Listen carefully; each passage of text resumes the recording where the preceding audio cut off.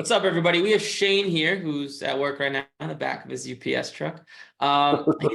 He's been doing pretty well with sports cards, and he's here to talk about it. Shane, you want to give yourself an introduction? Who you are, where you're from, what do you like to do, etc. My name's Shane McLean. I'm from upstate New York. I like to golf. I was never really into sports cards until I saw one of your advertisements, and I was like, you know what? You see so many advertisements out there that are just you have no idea if they're fake or real or scams. So I was like, I'm gonna check it out. I'm gonna do a little research. So I did my research and I dug into it. And then I had a meeting with someone, and I was like, you know what? This sounds something very profitable. My father actually collected sports cards.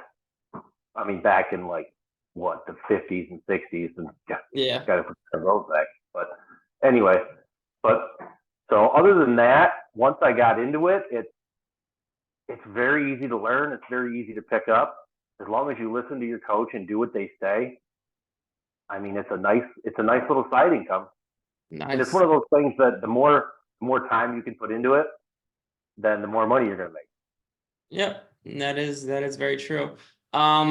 So okay, so I know you started last year, got off to a bumpy start, then you resurrected things this year. You want to talk about since you resurrected things, you want to talk about how much money you've made, how you've been making that money, some of the cards you've been buying, go into that a little bit.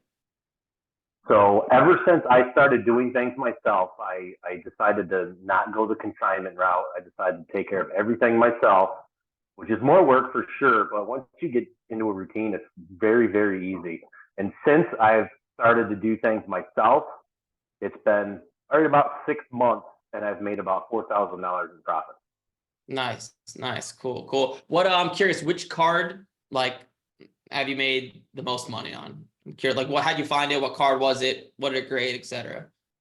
I haven't had that many big ones. I've had a lot of small ones. I've had a lot of, 50, 70, 80, $100 profits, but I really haven't had that big card yet. Okay, so what types of cards have you been buying? Just give me, I'm curious, give me an example of a card you made $100 on. What card was it? How'd you find it? I had a Puka Nakua black and white checker that I was all in for $140, and that's for sale right now. That should sell for about 425. So Nice. that will probably be my biggest card. It's taken me a while to get there, but Yeah, cool. Nice. Gotcha. So not too bad. And then I'm curious, I always like to ask this question to people. Obviously you've learned a lot about sports cards since joining. What's the most surprising thing or the most important thing you've learned in the world of sports cards that you didn't know before the program? I had no idea the amount of service issues cards could have. I always Yeah. thought it was just if the card's centered, then you send it in and it should get a 10. But I had no idea the different things you could look for, different things you need to look for. hmm hmm But once you learn it, I mean, it's kind of like riding a bike, and you get better at it as you go. Yep, I mean, that's don't what get me wrong. I still send my coach some cards that once he puts his notes in there, I'm like, damn, I had no idea what I was looking at. But Yeah. That'll happen. It's kind of like shooting a free throw.